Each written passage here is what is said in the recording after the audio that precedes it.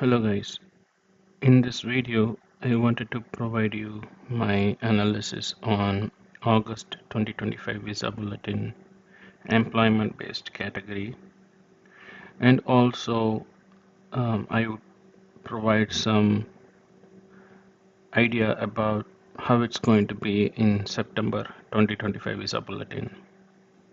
I'm going to combine both the analysis and my prediction uh, in this case between August and September of 2025.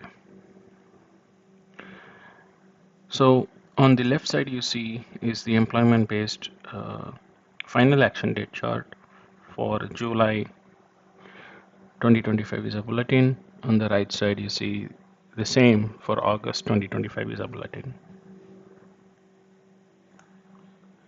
And what we are going to focus on mostly here is wherever the changes happened between these two visa bulletins on the employment based category final action date chart. And the first thing that came to my attention was the EB2 rest of the world, Mexico and Philippines. If you see, as of July 2025 visa bulletin, the EB2 category was at 15th of October 2023, same for Mexico and Philippines.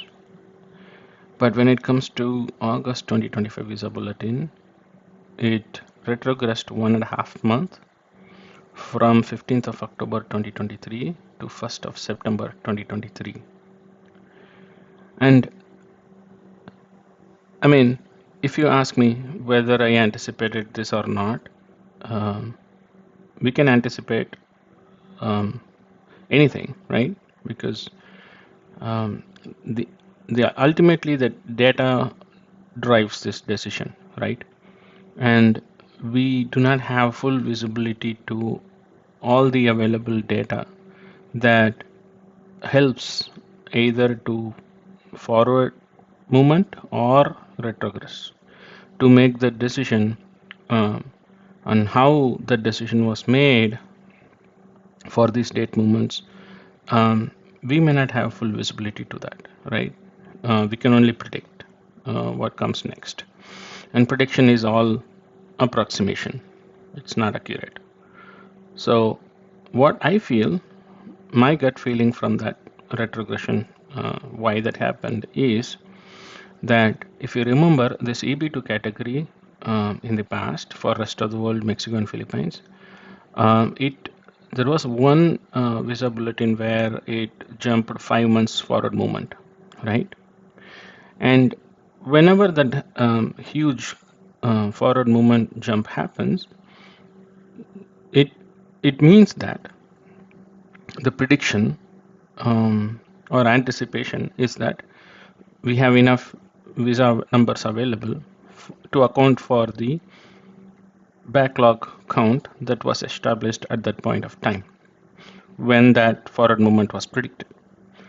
But then the backlog count varies every day.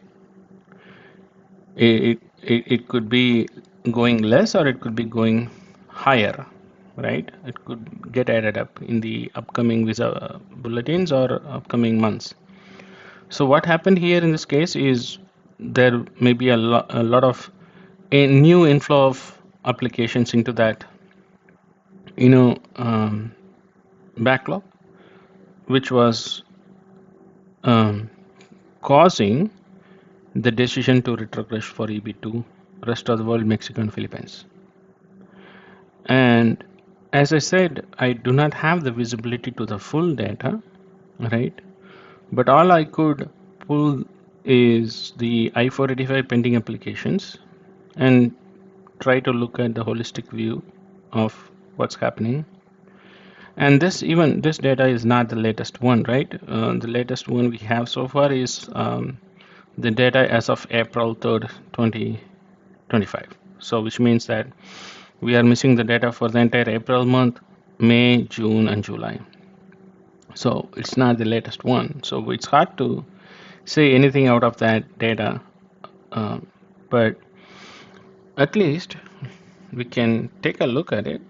It doesn't hurt to take a look at it. right? So if you look at this, this is the rest of the world, as you can see.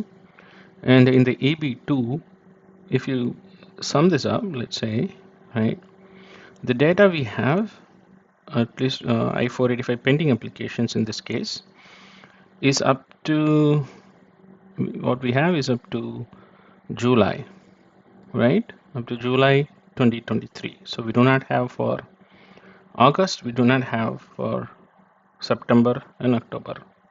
Because if you remember, the date was moved back from October to September.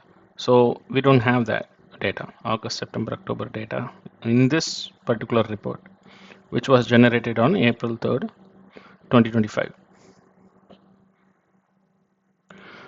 But if you look at the total, of course, it includes some D, which is not summed up, but if you look at the total, it is close to 19,694.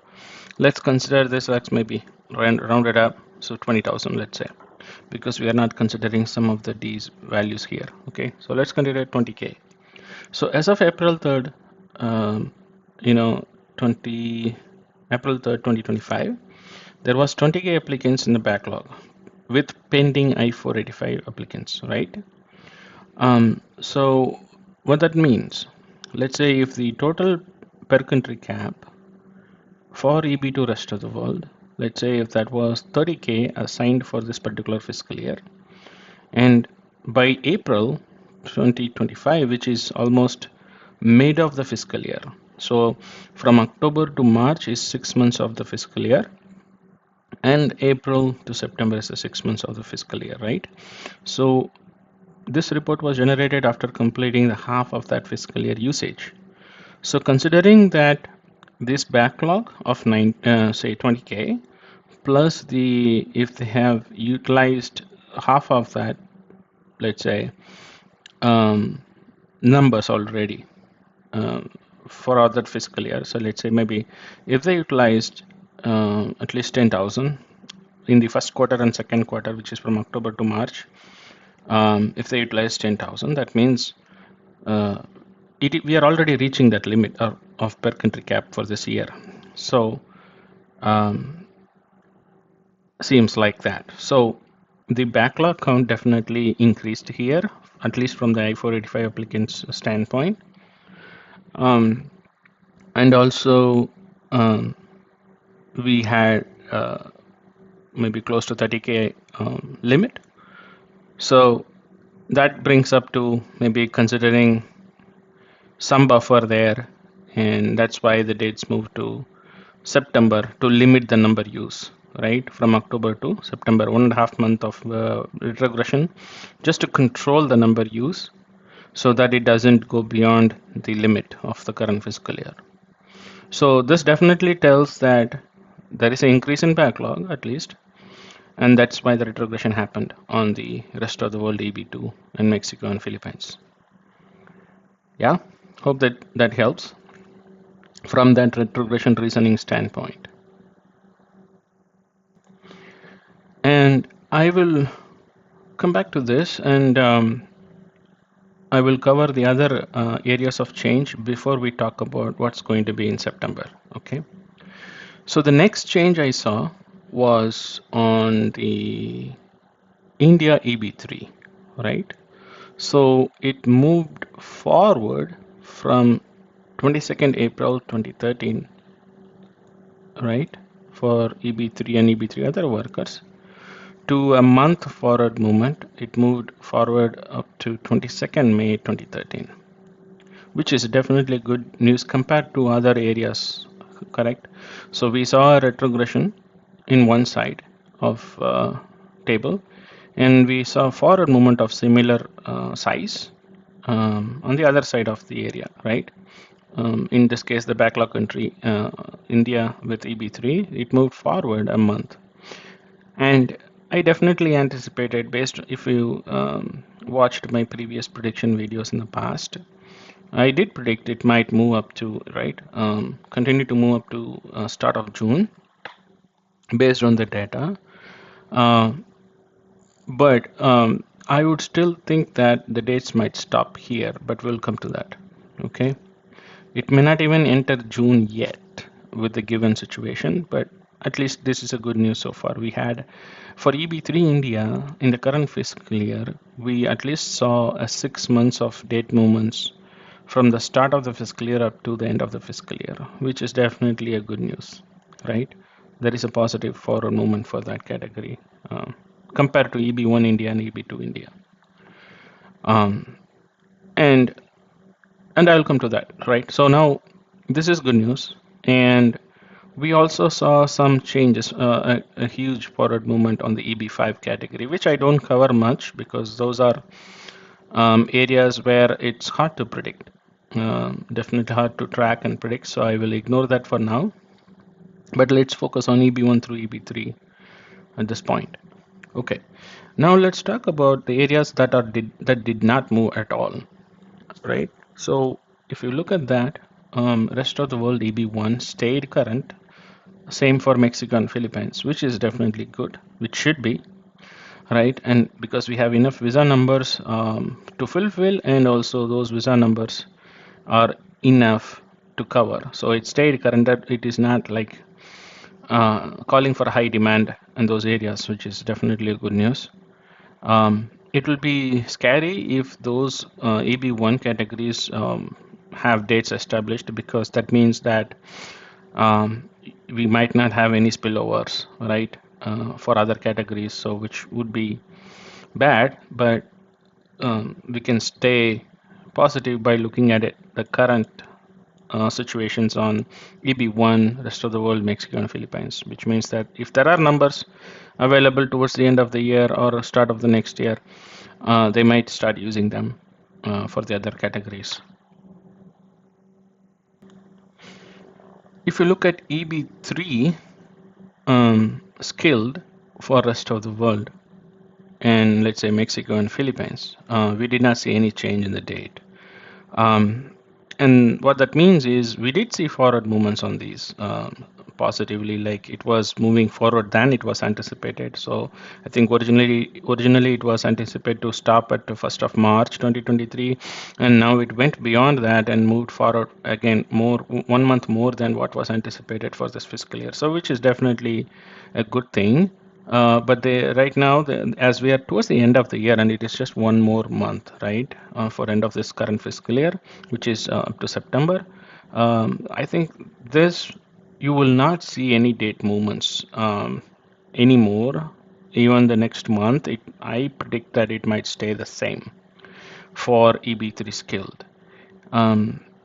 For Mexico and Philippines, also, it's going to be the same, if I'm not wrong. That's my prediction. And EB3 other workers also, it stayed the same. It didn't change, and it will stay the same in my prediction for September 2025 visa bulletin as well. And I will come to that why I say that. There are some comments where I wanted to show you in the current visa bulletin that is displayed. And the other thing is China. There was no change in China visa bulletin up to EB3, from EB1 to EB3, and we did see a lot of forward movement early this fiscal year. So they did predict a huge chunk of applicants to be utilized, and they already moved those dates. I think we did see 4 to 5 months of forward movement in EB2 and EB3 in the past. In the current fiscal year itself. So I think that satisfied the need for not to move anymore, because they're going to utilize all those numbers in the current fiscal year with this date, which is also good because it moved forward. We will be worried if nothing moved on the China table in the current fiscal year, but it did move widespread for EB2 and EB3. EB1, again, for China, there's a lot of backlog. And that's why you wouldn't see much of a movement, and you did not see much of a movement there. But again, we are at the end of the fiscal year, so it's not going to be a change much on the next bulletin as well.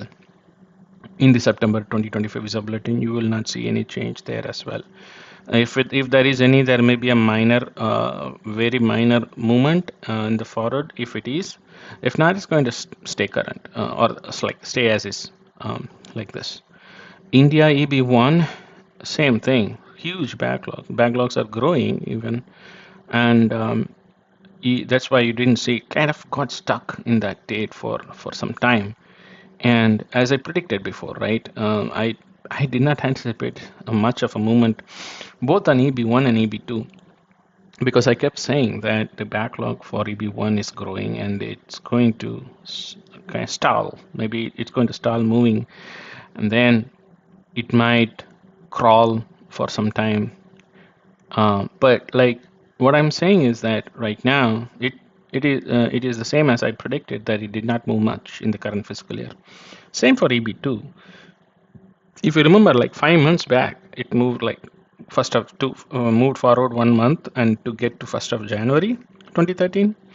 But then it did not move an inch after that. And I did say that it's hard to see that movement in the past, because there is at least 12K total, approximately, inside of the year priority year 2013 backlog, right? At least close to 12K backlog, um, waiting for the visa availability numbers for EB2 just within the priority year 2013. So that's why it is hard to take any movement into 2013. It stayed up to end of 2012, right? And it's going to be the same state for September 2025 visa bulletin. When the new fiscal year starts, which I will talk about it, but I'll give you a good news also, that when the new fiscal year starts, you will have new 3K numbers available. So which means 3K is very low compared to the amount of backlog that EB2 India has. But it will at least help some forward movement of at least 2 or 3 months, or maybe 4 months forward movement in the entire fiscal year. Depends on how much spillover numbers, if there is any, and added to the total per country limit for in the fiscal year 2026. We will talk about that when that time comes. But you will only see this date moves forward at the point when we get a new fiscal year numbers applied. Yeah. So you'll start seeing those changes maybe in the next fiscal year. But this is as per, again, prediction I made in the very early in the stage of this fiscal year, that you will hardly see any movement in EB2 India in the fiscal year 2025. That's what I predicted, and it's the same. We talked about EB3, so let's ignore that. I mean, EB3 India, we talked about it. And we also talked about Mexico and Philippines. It's why it stayed the same, so which is good. Now, let's focus on some of the comments that I saw in the August visa bulletin, right? Let's get there. It's important to go over that as well. And you might have gone through that already, but I just want to give my perspective. So, retrogression in employment-based second preference, right? I think the reasoning is same as what I mentioned, but maybe due to increased number use. Yeah, exactly. So we saw the number use in the backlog of I-45 pending, right? I showed you, which is 20K approximately, staying there right now up to July 2023. And also we have utilized already some of the current fiscal year numbers up to March 2023. So that summed up maybe approximated towards the per country limit, and the date stopped. So the number use increased definitely in EB2. That's the reasoning here. What they're saying also, it is the necessity, this slowdown of issuance rates. So the issuance total in this category is rapidly approaching. Yeah, of course.